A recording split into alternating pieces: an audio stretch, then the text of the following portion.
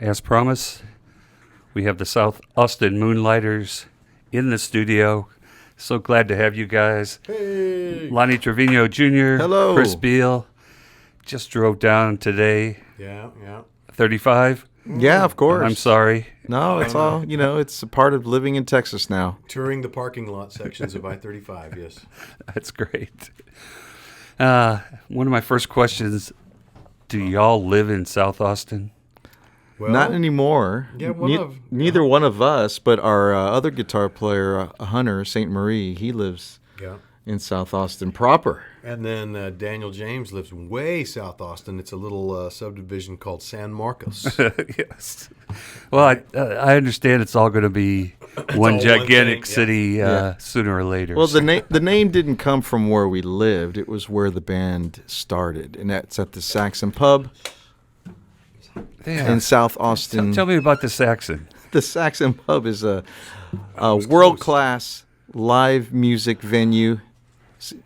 See, the folks, you don't know what's happening Yeah, here. we just knocked over a There's bottle of water. Water just everywhere. There's an electrical hazard now going on. Well, actually, I think, if we were to look at it as the cup half full, it hasn't hit anything electrical. That is true. And it got on the guitar, but my guitar is pretty sealed up with lacquer, so I don't think there's going to be any. Oh, Any it's big going to be issues? all right. Are you videoing this, Dave? Oh, this is perfect. We're going to put this Awesome. online. This is going to be the blooper reel. But the Saxon Pub, it's South Austin, Texas. It is a world-class music venue. It is known as a listening room is what it's known as. And it's fantastic, and that's where this band started. And you guys did you have like a regular gig there? We started there in the happy hour. We played Tuesdays at happy hour, and then we got quickly moved over to Thursdays at happy hour, and then we stopped doing happy hours. And what year was that? We started in 2011. Oh, man, okay. Yeah.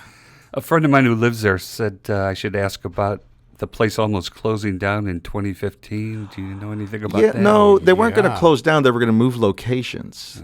Yeah, Joe already had another place Yeah. picked out. It was a little further south, and I remember kind of talking through that, mainly because he has so many friends in the music business. Mm-hmm. I was in on the sound side of the conversation where, all the little buzz was happening in my world, and Lonnie was in from the performance side of that whole conversation because he's real good friends with Joe Abel. Yeah, Joe's like a second father to me. Oh, that's And so I know what was happening with from the story that I got, and it's just the rising real estate prices in Austin. I mean, nobody can afford to have a small listening room there in Central Austin. So essentially, the club was almost gentrified out to the suburbs, essentially, way south.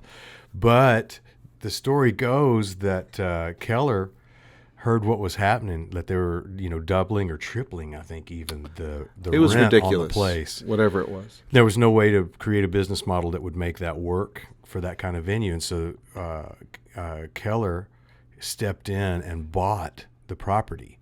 It's a known story. I don't feel like I'm putting out information that shouldn't be out there. But no, he's a huge music fan. He stepped in and bought the property and then made the deal with Joe that made sense for them to keep operating the way that they wanted to operate. That's which a good is news story, yes. Incredible, yeah. He said as long as he's alive, the Saxon Pub will always be open. that's. Man, that is so And you cool. guys have played there as recently as April.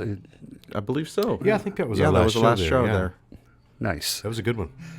I also see you've played at 04 Center, Yeah. Waterloo Records, Yes. 310 Austin City Limits. Not sure what that is. That's crazy. That's associated with the Moody Theater. Yeah, okay. it's the venue downstairs. It's a good room. Yeah, so if you've ever seen Austin City Limits, Yes. that's what that is. Okay. Yeah. Hotspot, Cedar Park. That was fun. Yeah, I there's hadn't a heard of whole- that place. There's a whole new venue out there. It's crazy because the facility's been there a while, but they've tried to open, different kinds of restaurants and stuff like that. And anybody that's seasoned in the business, we would kind of go out there and go, "Oh no, what are you doing? This is not going to work." And sure enough, it wouldn't work. But these guys came in, took over that whole facility, changed a bunch of things, and they're just knocking it out of the park. It's a total concert venue out there in Cedar Park. Yeah, it's awesome. Yeah, they're doing it right. They really are. They're bringing in acts, touring acts that are traveling acts, and they're only opening for those specific, show dates. So they're not open every day. That's great. Yeah. Trying to get a clientele.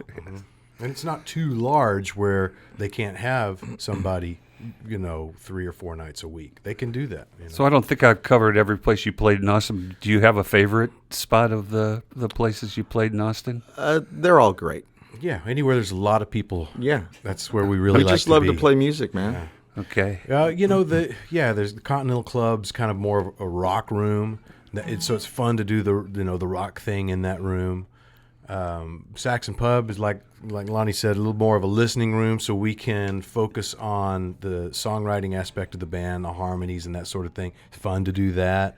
We even scale it down to these listening rooms where we're all on a kind of acoustic guitars and acoustic percussion and stuff like that, and we love doing that too. So like Bugle Boy out in LaGrange, there's a place called the Blue Door up in Oklahoma City that we love playing, and yeah, we like doing it all. Nice. And you're sitting there, look like you're itching to play something. So why don't we get some music going here? Yeah, we'll do the title track. All right. Yeah. So this is called From Here to Home. It's both a physical reference and a figurative reference. All right, you ready? 1, 2, 3, 4.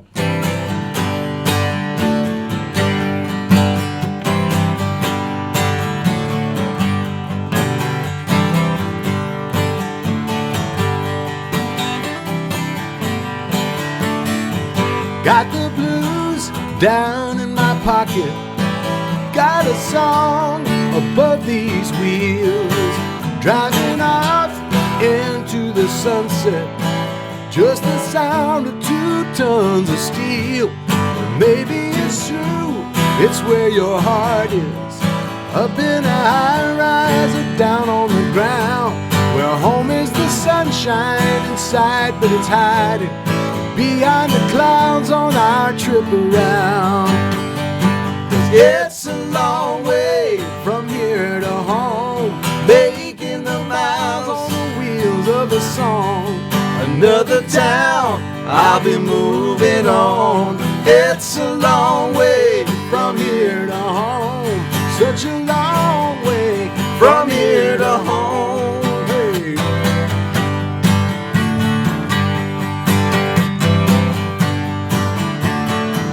It's the sunshine up high that I'm lonely, or the clouds and everyone's around. Traveling through, oh, and I'm thinking these days are gonna let you down. Maybe that's true, but it's where your heart is. Up in a high rise or down on the ground. Where home is the sunshine inside, but it's hiding behind the clouds on our trip around. It's a long way from here to home, making the miles on the wheels of a song. Another town, I'll be moving on. It's a long way from here to home, such a long way from here to home. An endless flowing river of song. It gives me the strength to carry on.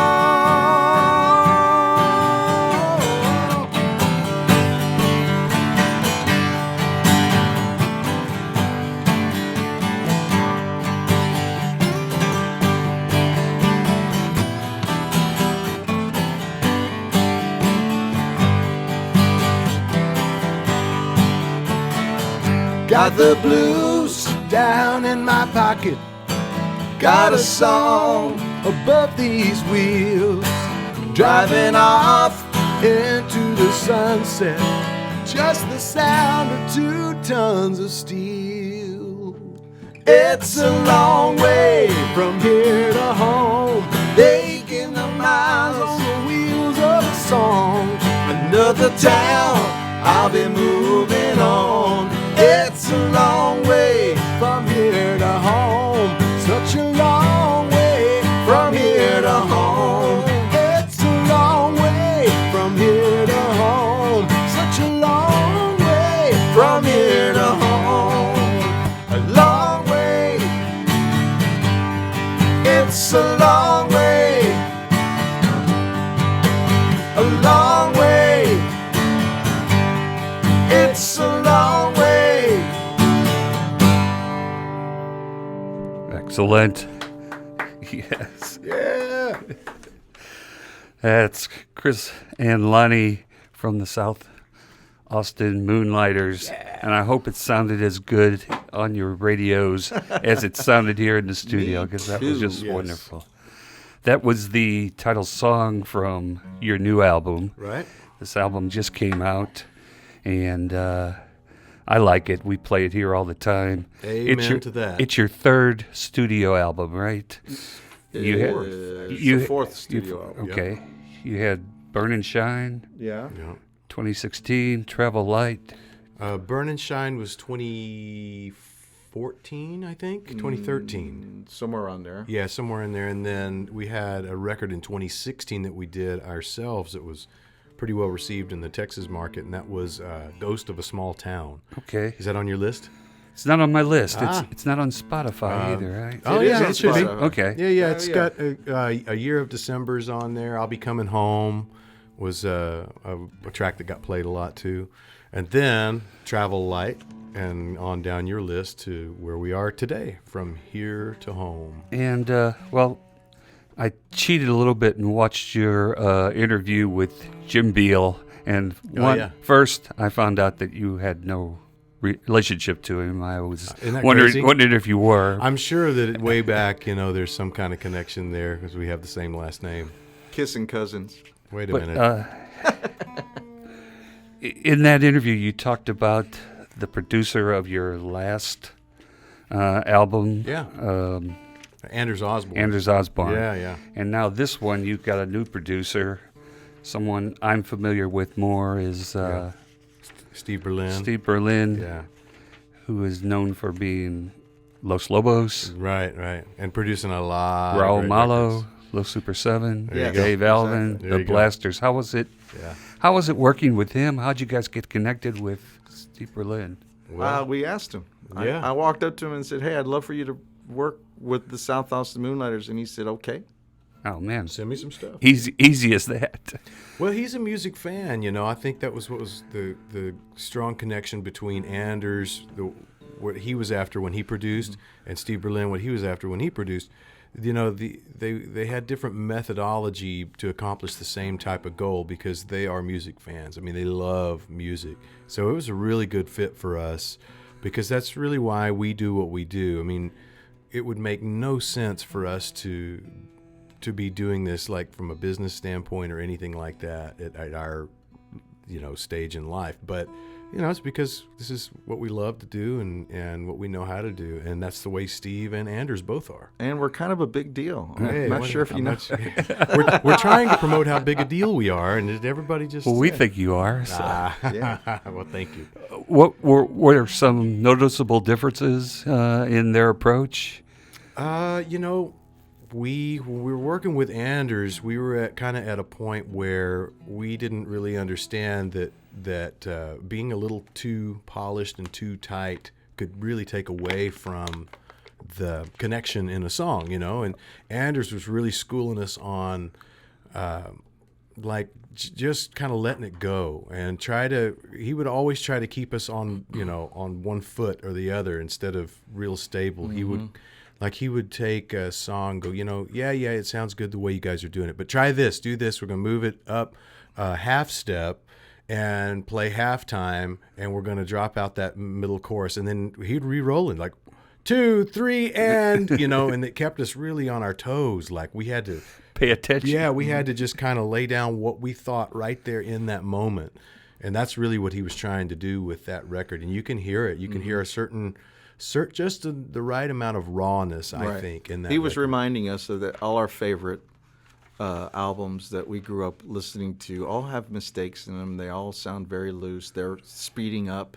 They're doing all the things, and he just would throw curveballs at us, and we would,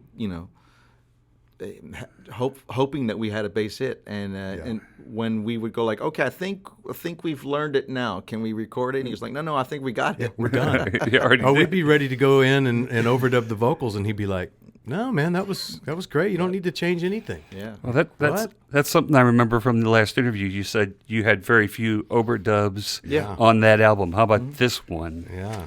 Same on this, or did you? Honestly, we approached it the same to get started. So Steve was a little more focused not focused. He had an idea of what he wanted on certain songs, and so we would actually kind of flesh them out before we would roll. So we'd make sure that the arrangements were right, the way that he wanted them, and then he'd put us on the spot and hit record. So. He would tell us things like, okay, stop. Okay, I'm already bored. Something needs to happen right here. Yeah. Whether it's a little hook or a solo or something, you tell me what you want. And we would go, okay, how about this? And he'd go, no, how about this? And he'd go, okay, I like that. Let's try that. And then we would start again, and then we'd get to that point. And he'd either say, that's perfect, or he'd say, you know what, never mind, do it the way you were doing it before. Nice. Yeah, but every song that that we would cut, he would have just a little bit of that kind of detail that he's really good at, making sure that hopefully that a listener stays engaged, in the story that you're telling them. Yeah, or he would say things like what chord is that you're hitting right there on the word go or whatever, and then you tell him, and he go, all right, make that a minor, or what's the relative to that, and then he would make us change certain chords and stuff. He's a true producer in the sense of the word. I mean, all the stuff that we would miss, literally he would catch, and that's the idea that you're working with a great producer. Nothing sneaks by him. We don't just go to a chorus just because that's where a chorus is supposed to be. He's looking at it from a musical standpoint, keeping people engaged, and that's really what we want anyway. Now, that last album came out in 2019. Correct. Yep. And this one's coming out in 2023. Some significant things happened in that period. Oh, I don't know what you're talking about. So you talk about how that affected your work and the approach to this album coming out of COVID. Well, in 19, our record was doing really well. It was number one on the alternative country charts, and we were slated to go to Europe, and actually go to the UK. Yeah, our first time. And go through Europe, and then end in Spain with Los Lobos. Oh. And of course, we all know what happened. We hit the big time, really, and then and then we were knocked. Our Jenga pieces fell to the ground. Oh, they did, with a loud crash, cacophonous crash. And you didn't get a do-over. No. No Well, do-overs. we're doing it right now. This is it. This is our do-over? Right here, right now. You looking back on that, there's a bunch of different ways to look at that story. For us, it's real easy to sit around and go, oh man, we really missed a tremendous opportunity right there, and you took the wind out of our sails or whatever. And I think maybe we did that for a little while, like a lot of people did. But man, if you look at there were so many artists that were releasing records in March of 2020 and April of 2020. I mean, think about what happened to those guys. Yeah. That's a lot of money on the line that really they just had to just kind of throw away because there's no other way to deal with that situation. Yeah. We've never had to do that before. If there could be or is a silver lining for a tragic time, was that we actually did get to sit down and write and focus on the songs and do that. So when we got together with Steve, I mean, we had, strong songs. That's right. And it reflects, although he picked a lot of the older songs. Yeah. But I think we had a great attitude going into that recording, too, for that very reason. We kind of really reached a point, we have to reevaluate everything in a situation like that. Isn't that what Make a Living's about? The song is about. I guess I'm constantly reevaluating, and that's, sure. But, it really kind of focused us as a band again on what is really important. You know, the music side of it. Just this is what we do. Like we try. Like Lonnie and I we just did this whole radio tour last week. You know, going way out west. And, you know, we don't always have everything figured out. As a matter of fact, rarely do we have everything figured out. So here we go on this tour that half of it, we're working on it as we go. We don't really know where we're going to end up. And so we're just having a good time. We're out there on the road checking things out. We get to go to Taos, New Mexico and hang out for a little while, you know. Try to embrace those types of things. And I think that if there were a silver lining, like Lonnie said, to that whole time that we had during the pandemic, I think that might be it for us as a band, was realizing, you know, there are only so many breaths in this life. And so take advantage of every one of them and embrace the moment that you do have. Remembering why we started doing this in the first place and reevaluating. You know, we lost a member during COVID, not to COVID, but he just decided it would be an easier exit if he left at that time. We gained a new guy and we refocused, and and this album shows it. I mean, I'm very proud of it. Yeah, it's kind of a rebirth. Absolutely. Album, you know? There you go. Yeah. All right. Well, how about another tune? Sure. Enough of this talking, jibber jabbing. This is the ballad of the album. It's called "Faded into Gray." It goes like this: 1, 2, 3.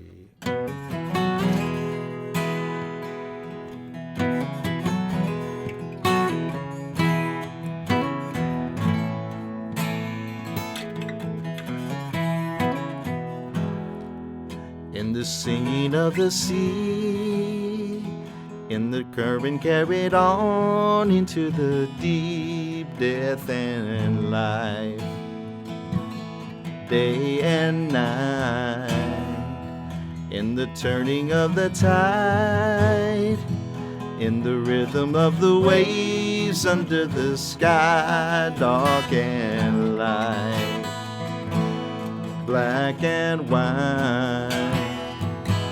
'Cause in the dawn, the light will break, shining on the sum of our mistakes. Keep me warm along the way, and I won't rest until the turmoil of the day has faded into gray.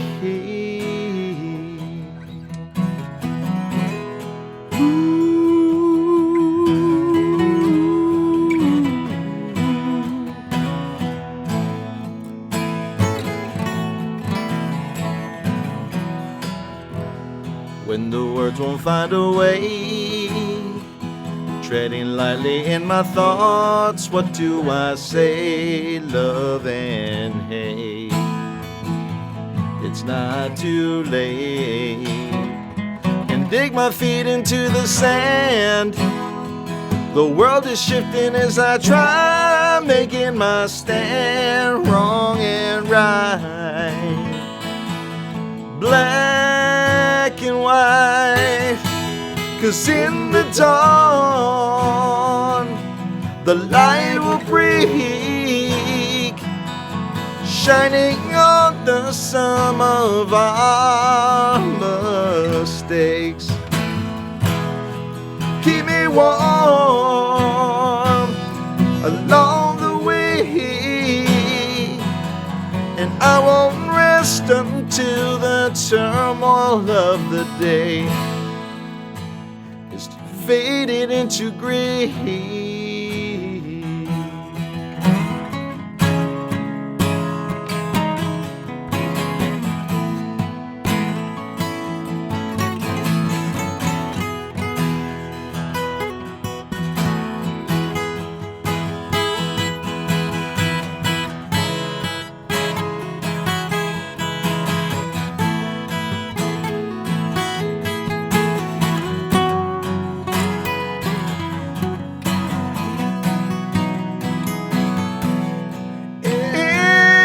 Dawn, I lie awake thinking on the sum of our mistakes.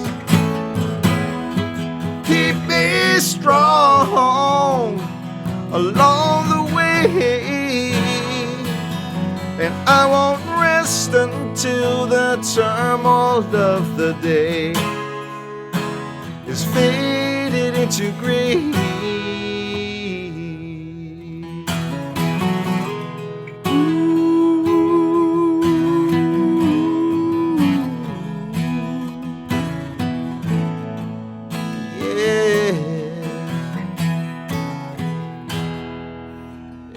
Turning of the tide, in the rhythm of the waves under the sky, dark and light,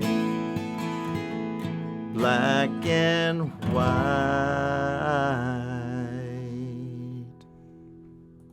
KSYM San Antonio College Radio. I'm required to do that. That's all right. Yeah, we just heard Chris Beall, Lonnie Trevino Jr. from the South Austin Moonlighters. That's doing us. Fade into Gray from their new album, From Here to Home. Really nice, very nice Thank ballad. See, you've got some traveling to do coming up. Colorado? Yeah. Got our Colorado trip.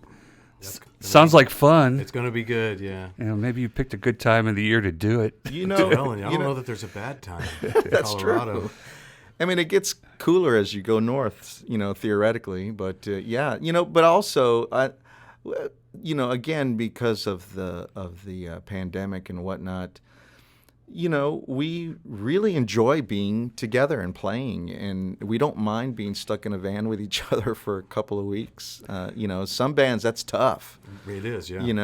We really enjoy each other's company, and this unit of this band, honestly, is probably the most light the band has ever felt, and also the love and camaraderie is. Everyone seems to have the same vision and focus, and just trying to move ahead in life. So you're traveling in one van, the whole yeah. group. Oh yeah. Oh, that's great. Yeah. And tell me about these places. Estes Park. Is it a festival or a bar, or where are you? Well, that thing is, it's, indie artists have all the craziest stories about this stuff, Yeah. So a guy by the name of John reached out to me in January, and it happened to be as I was going up to Colorado. He's calling me from Estes Park, and I'm like, wow, this is really cool. So John had heard my music and was really interested in booking a show. Though I called him back and said, I'm on my way, to Colorado now. I said, well, we can't do it now. But, at some point I said, I've got a record coming out with the South Austin Moonlighters.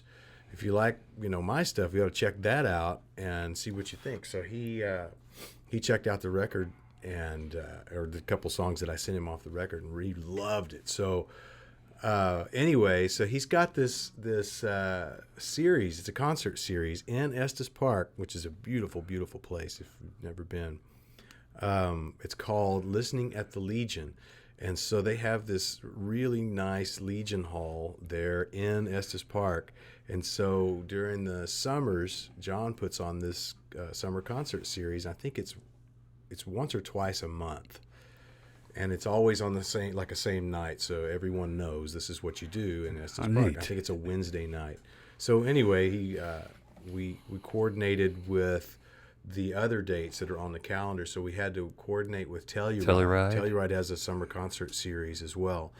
And so that was the one I think that happened first, because there's a lot of moving parts with that. So we were able to get that and then secure some other dates around that whole idea, which is what we try to do most of the time.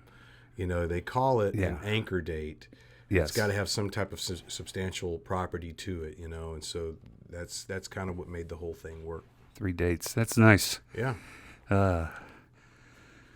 I don't know. What else can I ask you? Let me ask you about ACL. You guys never played at ACL. Is No, that correct? we've never been asked. No. And What do you have to do to get hint, it to hint. ask? Because I know there's groups Yeah. that aren't as good as you played. Well, I didn't say it, but but I have no idea. Honestly, Austin has, for the most part, has kind of not really embraced the South Austin Moonlighters. I don't know why. I think we're just older, and they want to discover somebody new and up and coming, and that kind of thing. But that's not to say that we don't have amazing fans in Austin, Texas, because we do, and we have really supportive venues that continue to book us. And we have that's a good point. We have the kind of fans that don't go away, after a year or two. They love what we do, and they're around for the long haul, just like we are. So I think sometimes when you get like popular bands or the new thing, you'll see a huge rise, and then that's out of fashion now, and that kind of falls off. We try not to move around too much with that stuff. We like roots music and doing what we do, and people seem to, the fans that we have stay around a long time. And that's what we really want. Anyway. Are there stations in Austin playing? Oh yeah, playing Sun Radio has been very kind to us. Yes. Although they've changed formats couple of times, I think, since, but they have always been supportive. Oh, that's good. That is one that thing probably I can helps. say. It Yeah. probably helps a lot. Every bit of it helps. But as far as the city itself and the festivals and those things, we often get overlooked, and we're used to it. Well, and we understand it's a music business. The festivals are booked around business. They're not booked. The commodity is music. Yes, so everyone's selling something. They're selling the experience or the music. But at the same time, it's a business, and they're going to try to position that thing to make money. And they're not interested necessarily in trying to break a band, and they're not interested. You can't look at it like it's a slight. It's not. It's just it's a business, and they're going to put people on the bill. They know that they're going to bring a bunch of people, and that's the way that thing works. Do you guys go? No.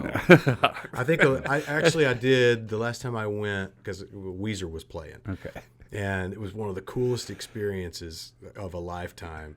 There are other bands kind of like this, but I had never really experienced it. So Weezer, has been around a long time, right? They've had hits over a wide spectrum of time as well. So you look out there, and I went because I had a friend that got me some really good VIP tickets and stuff, so I get to go to the VIP bar and It's the only way to go. I'm telling you, man. And then I'd go relax there, and then I'd have whatever band I wanted to go see. So it made it where I could actually do it. Well, I went down all the way to kind of the front of where Weezer was because they hadn't gone on yet, and I could work my way down. There was no problem. And about the time they go on, I turn around and look and realize that there are like 50,000 people behind me. I'm like, oh God, what am I going to do? I'm stuck in here in the middle of all this.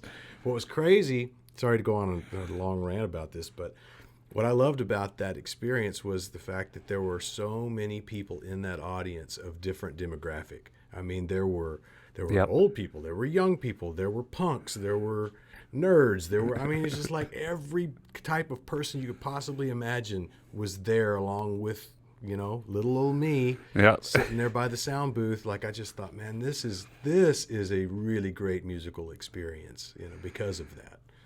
I'm going to ask you to do. You said you were going to play 2 or 3. Yeah. Could you do one more? Sure. And I then need to tune back up, but yes. maybe wrap it up after one more song. You guys are great.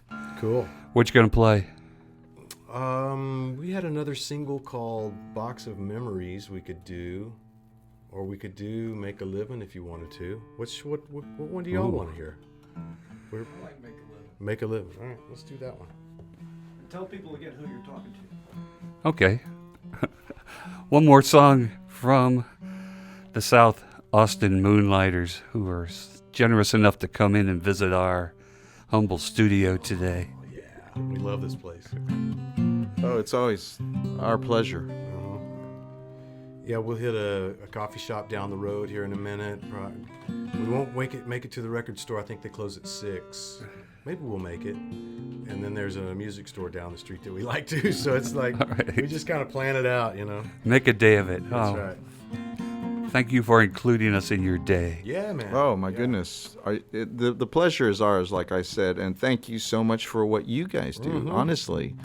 You know, It's like a big family. Radio is almost a dying, you know, DJs, actual people who actually pick the music. You know, it's a rare thing, and you know, thank you so much for continuing to do what you do. We'll soon be replaced by AI. I'm sure, yeah. They'll frame it in all kinds of things. The way it looks, the capital I is just a straight. It looks like a lowercase L. I know. So I always think it's Al. Why are they talking about this Al Al's guy? going to replace everybody. Al, What do you stop mean? it.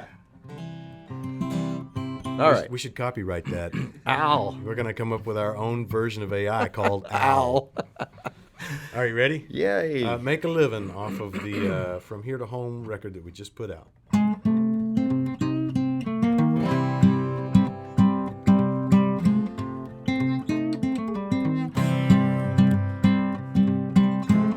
Here we go.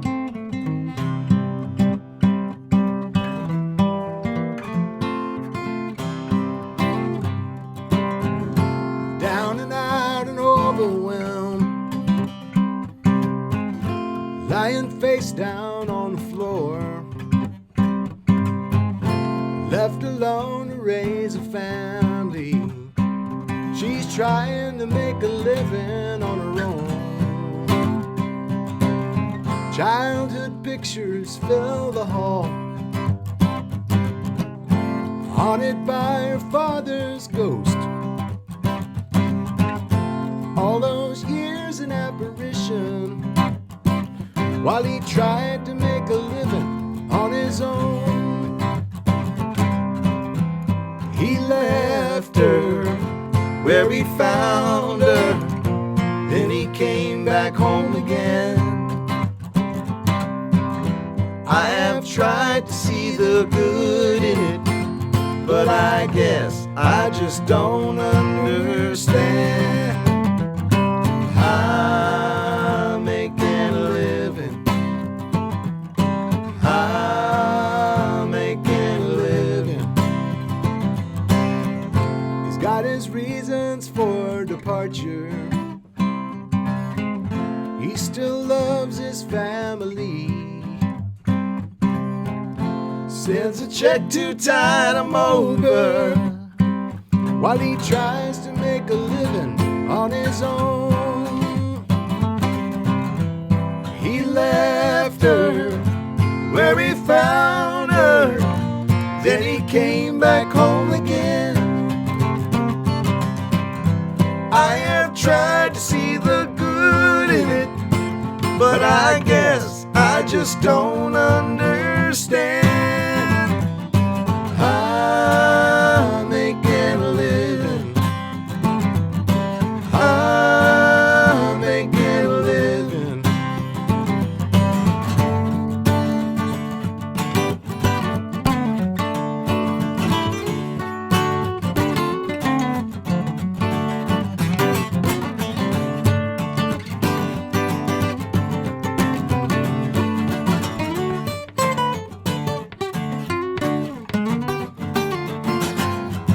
Picture safe within a suitcase.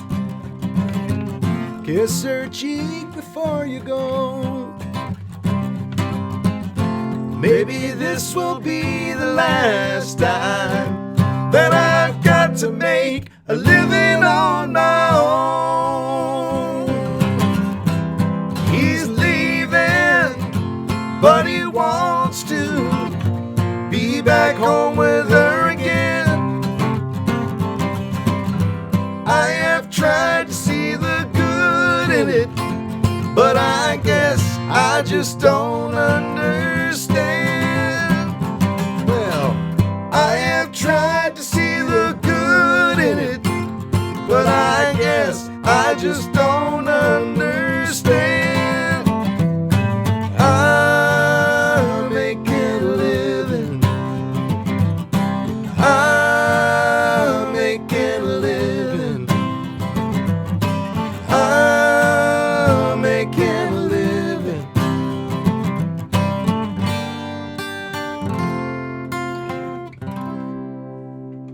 Bravo. It's Lonnie Trevino Jr., Chris Beall, the South Austin Moonlighters. 2/4 of the South Austin. Yes, of the South Austin Moonlighters. Before I let you go, do you guys want to tell people how they can find out more about you? Well, social media type? Sure. You can just type our name, The South Austin Moonlighters, on Google or whatever search engine you use, and everything will pop up right then and there. Mm-hmm. The first thing you'll see is our Wikipedia page, and then you'll see our website. Mm-hmm. Which I don't know if people still go to websites. What is that? A web what? Yes. Site? Exactly. And Facebook shows up. All of it. Facebook, Instagram. Yeah. We're all there. Okay. And all the streaming sites, but by God, go stream away. Yeah. If you just type in our name, the South Austin Moonlighters, all that info comes up. You'll run into all sorts of stuff, videos and such. All right, friends. It's our pleasure having you. Good luck on your trip to Colorado. Have a happy drive back up to South Austin, and I'm going to play you out with something from your second last album. Oh. Thank you very much. All right. Yes, absolutely. Thanks for having us. Yep. Daylight again.